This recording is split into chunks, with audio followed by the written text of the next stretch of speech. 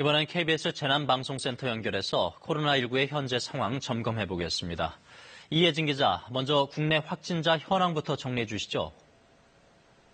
네, 현재 코로나19 확진자 수는 4,812명입니다. 정부가 오늘 0시를 기준으로 발표한 자료에 따른 수치입니다. 오후에 확진자가 374명 추가됐다는 속보가 들어왔는데요. 5,000명이 넘었는데 아직 공식 집계에는 반영되지 않았습니다. 사망자는 모두 28명입니다. 대구에서 자체적으로 발표한 29번째 사망자는 더해지지 않은 수치입니다. 확진자의 증가 추이를 살펴보겠습니다. 그래프에 나타난 것처럼 누적 확진자 수는 계속해서 늘어나고 있습니다. 하지만 날짜별 확진자 수는 다소 줄어드는 추세입니다. 지난달 29일 900명이 넘게 가장 증가폭이 컸고 이후 사흘 동안은 600명대로 줄었습니다. 확산세가 다소 주춤해진 건 맞지만 향후 며칠은 좀 더 지켜봐야 한다고 전문가들은 밝혔습니다. 국내 확진자들에 대한 분석 결과가 나왔다던데 어떤 특이점이 있었나요?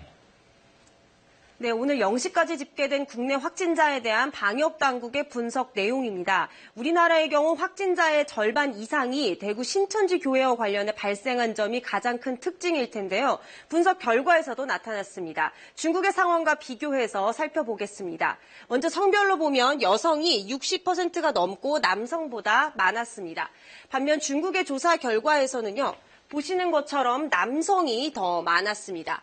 다음은 연령별 분석입니다.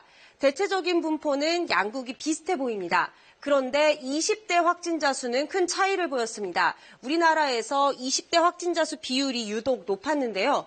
방역당국은 신천지 교인들 가운데 여성, 그중에서도 젊은 여성의 비율이 높아서 이 같은 차이점이 나타났다고 분석했습니다. 요즘 코로나19의 지역 확산을 막기 위해 강조되고 있는 말이 있습니다. 바로 사회적 거리 두기인데요. 국민들이 서로 간의 거리를 2m만 유지해도 전파고리를 끊을 수 있다는 겁니다. 이번 주까지가 최대 고비가 될 것으로 전문가들은 내다봤습니다. 손 씻기와 거리 두기 그리고 개인 위생에 각별한 주의가 계속해서 요구됩니다. 지금까지 재난방송센터에서 KBS 뉴스 이혜진입니다.